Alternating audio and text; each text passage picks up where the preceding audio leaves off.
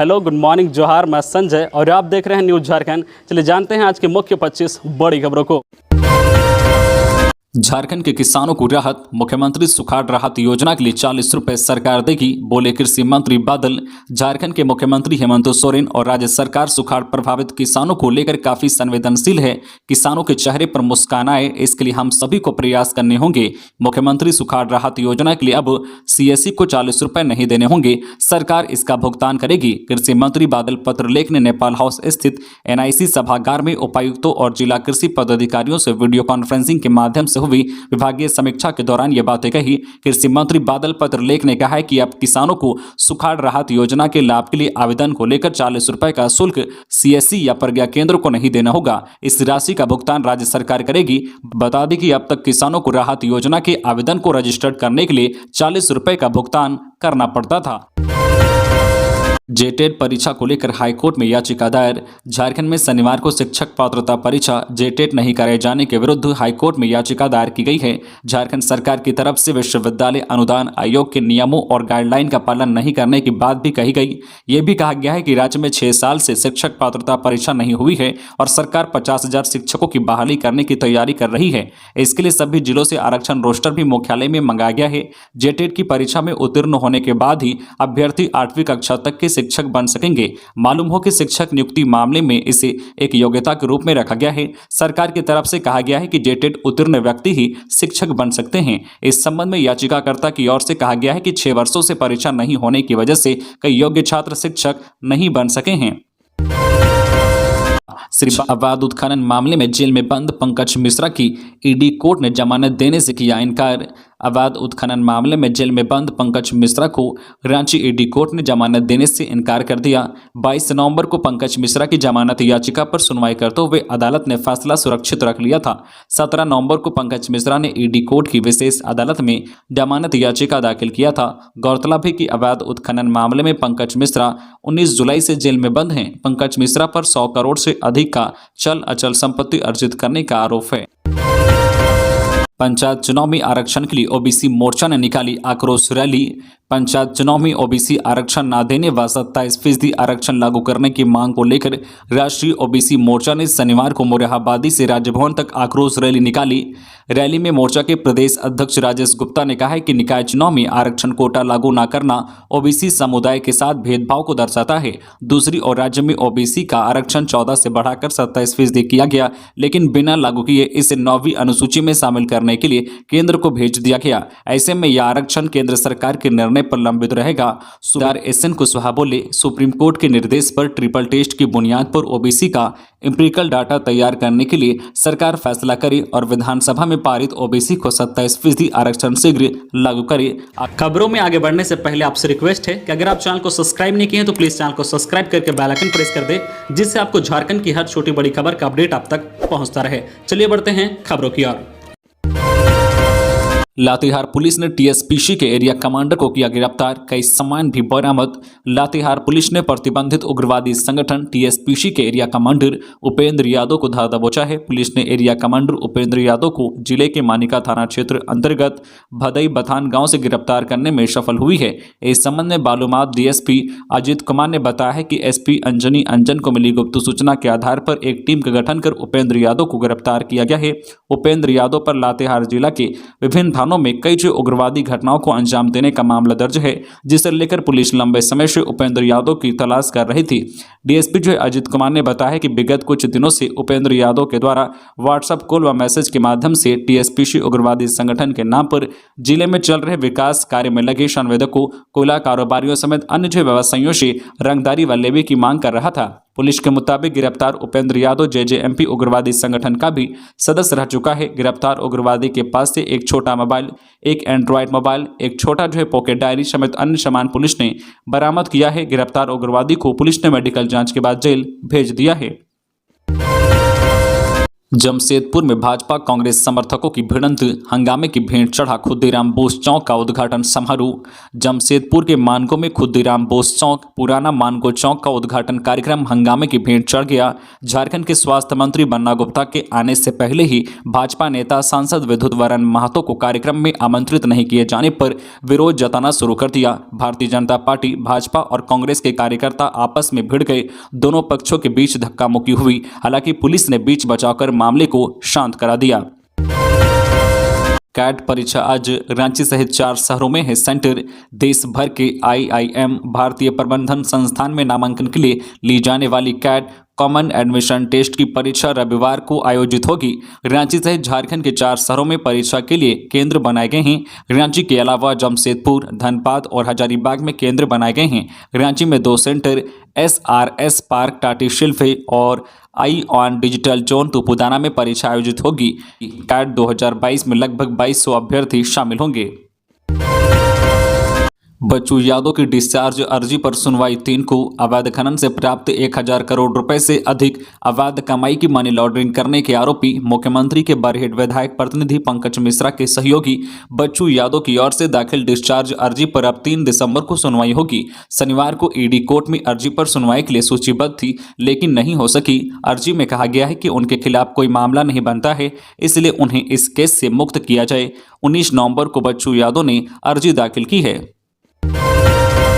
अगर स्कूल से बाहर होकर लगाई हाजिरी तो अनुपस्थित माने जाएंगे शिक्षक। झारखंड सरकार यह सुनिश्चित करने जा रही है कि सरकारी स्कूलों में निर्धारित समय तक न केवल बच्चे बल्कि शिक्षक भी उपलब्ध रहे। समय पर शिक्षक और बच्चे स्कूल आएं और समय पर ही स्कूलों में छुट्टी हो। इसे लेकर शिक्षकों को न केवल विद्यावाहिनी पोर्टल पर उपस्थिति बनाना अनिवार्य होगा, बल्कि उन्हें स्कूल में जाकर ही उपस्थिति बनाना होगा। अपने घर से या स्कूल से बाहर किसी जगह से उपस्थिति बनाने पर शिक्षक अनुपस्थित पाए जाएंगे। इसके लिए स्कूली शिक्षा एवं साक्षरता विभाग ने विद्यावाहिनी पोर्टल पर पहली बार जियो फेंसिंग सिस्टम को जोड़ा है। सभी सरकारी स्कूलों की जियो फेंसिंग की गई है, जिसके तहत स्कूल या स्कूल के 50 या 100 मीटर की दूरी तक ही शिक्षक विद्यावाहिनी पर अपनी उपस्थिति बना सकेंगे। इससे बाहर उपस्थित बनाने पर सिस्टम उसे नहीं लेगा। इसे 1 जनवरी से लागू किया जाएगा। इससे पहले 1 माह शिक्षकों को नई व्यवस्था को समझने के लिए समय दिया जाएगा। इस अवधि में स्कूलों में नई व्यवस्था का परीक्षण भी किया जाएगा।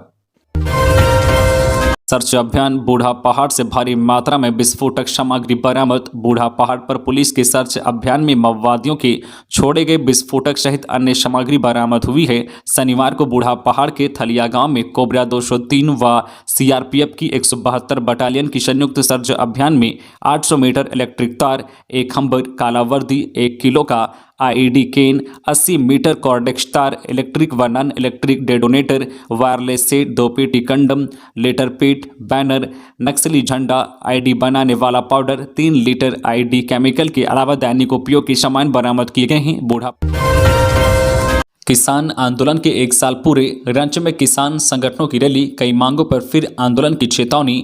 राज्य में किसान संगठनों ने सरकार कॉरपोरेट घराने के इशारे पर किसानों की जमीन लूटने का आरोप लगाते हुए राजभवन तक मार्च निकाला।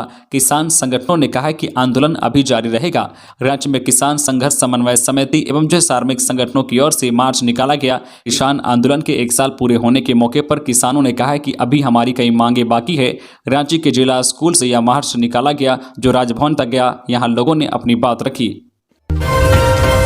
हजारीबाग में मिड डे मील में बच्चों को सड़ा अंडा देने का मामला, जांच करने स्कूल पहुंचे DSC ने लगाई फटकार।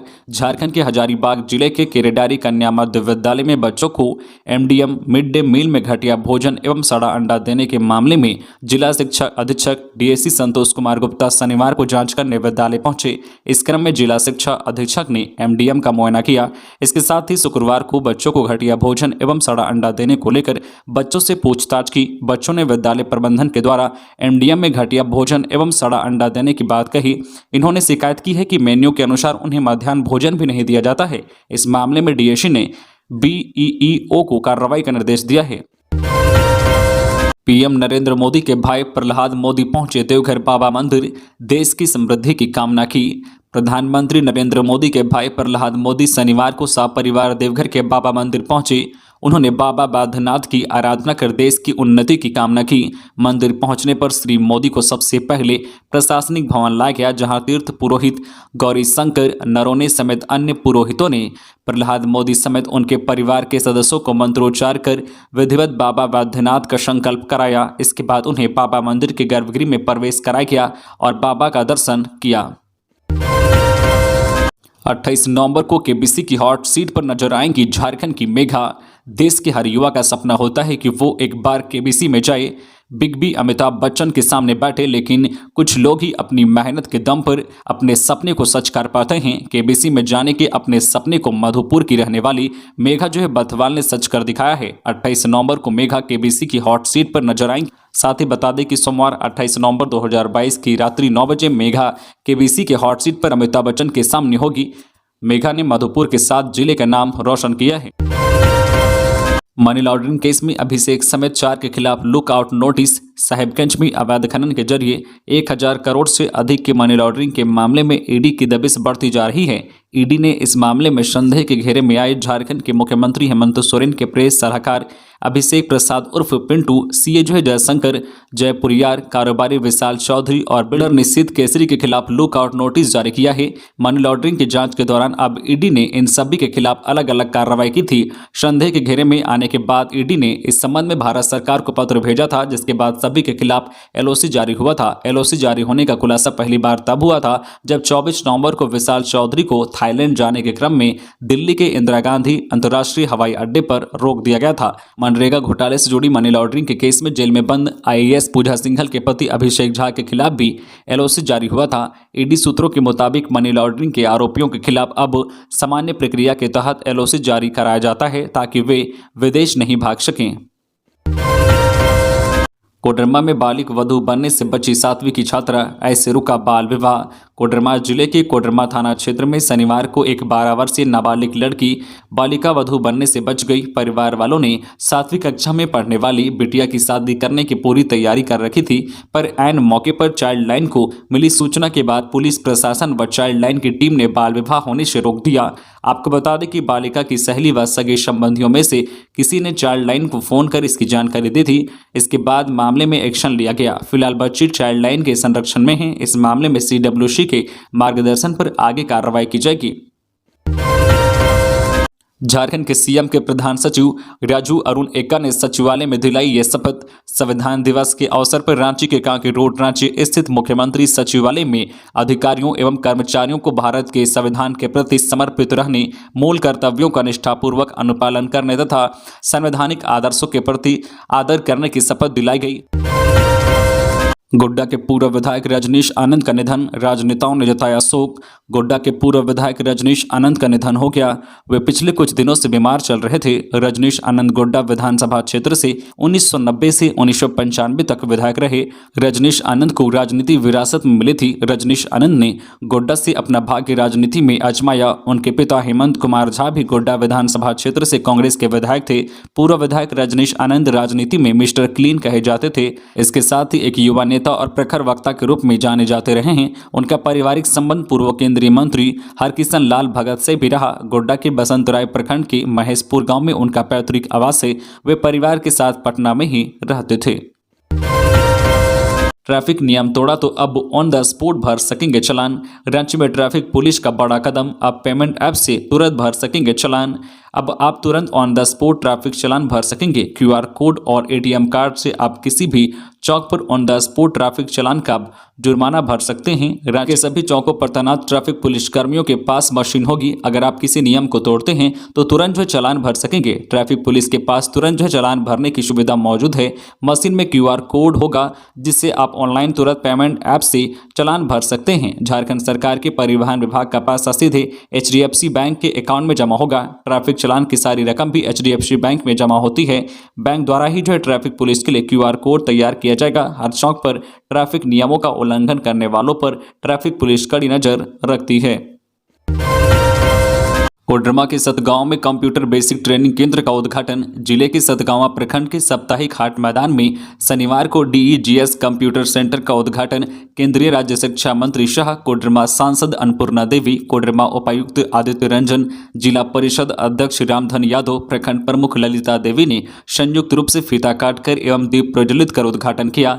केंद्रीय राज्य मंत्री अन्नपूर्णा देवी ने कहा कि कंप्यूटर सेंटर खुलने से यहाँ के बच्चों को और खासकर बच्चियों की बहुत सुविधा हुई है। सेंटर के खुलने से बच्चों में कौशल विकास होगा और इससे रोजगार का अवसर प्राप्त होगा। बोकारो में टावर चोर गैंग सक्रिय, पुलिस ने किया गिरफ्तार। बोकारो में प्रशासन की तमाम कोशिश के बाद भी चोरों का मनोबल 7वें आसमान पर है। यही वजह है कि चोर अब झारखंड ऊर्जा संचरण निगम लिमिटेड के 132 केवी के नवनिर्माणाधीन टावरों को अपना निशाना बना रहे हैं, इसकी चोरी कर ले रहे हैं। सुनसान जगह में लगे टावरों को चोर आसानी से निशाना भी बना लेते हैं। बालीडीह थाना पुलिस ने ऐसे ही एक टावर को काटकर बेचने वाले गिरोह का भांडाफोड़ किया है। पुलिस ने टावर को गैस कटर मशीन से काटने वाले 2 चोर बजरंगी शर्मा, उमेश कुमार महली को गिरफ्तार किया है। वहीं जरीडीह थाना क्षेत्र के एक लोहा कबाड़ी के मैनेजर प्रदीप कुमार हांसदा को भी गिरफ्तार किया है। चोरों की निशानदेही पर लोहा कबाड़ी के गोदाम में छापा मारकर टावर का एंगल, 44 किलो तांबा, गैस सिलेंडर, जो ग्रेनेड मशीन सहित अन्य सामानों को भी जब्त किया है।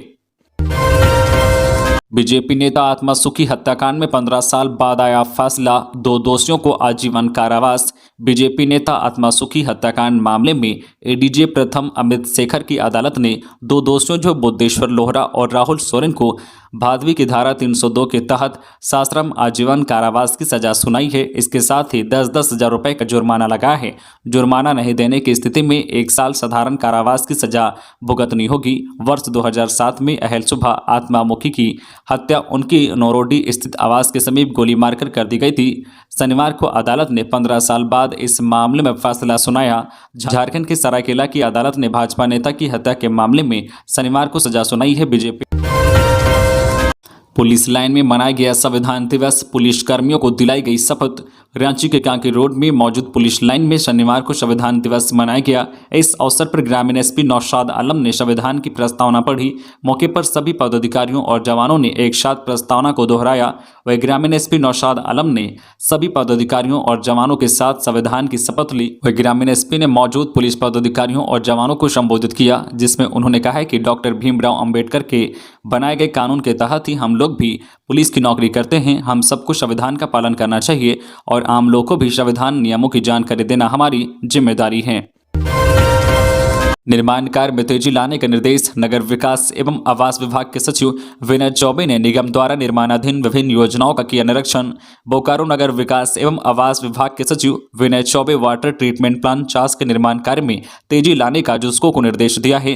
विभाग के सचिव विनय चौबे ने शनिवार को निगम द्वारा निर्माणाधीन विभिन्न योजनाओं का निरीक्षण किया। उन्होंने अपने अधीनस्थ और विभागीय अधिकारियों को कई आवश्यक दिशा निर्देश दिए।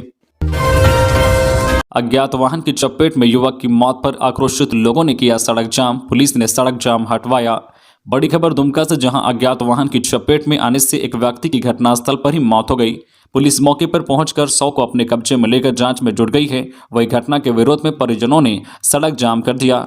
बाद में दुमका सदर के सीओ घटनास्थल पर पहुंचकर ग्रामीणों को समझा बुझाकर सड़क जाम हटवाया एवं परिजनों को 10,000 नकद देकर सरकारी सहायता देने का आश्वासन दिया। तो ये थी आज की झारखंड की टॉप बड़ी खबरें। इसी तरह झारखंड की हर छोटी बड़ी खबर देखने के लिए आप हमारे चैनल न्यूज झारखंड चैनल को सब्सक्राइब करके बेल आइकन प्रेस कर दीजिए, जिससे आपको झारखंड की हर छोटी बड़ी खबर का अपडेट आप तक पहुंचता रहे। तो आज के लिए बस इतना ही, हमें दीजिए इजाजत, फिर मिलते हैं नेक्स्ट न्यूज में।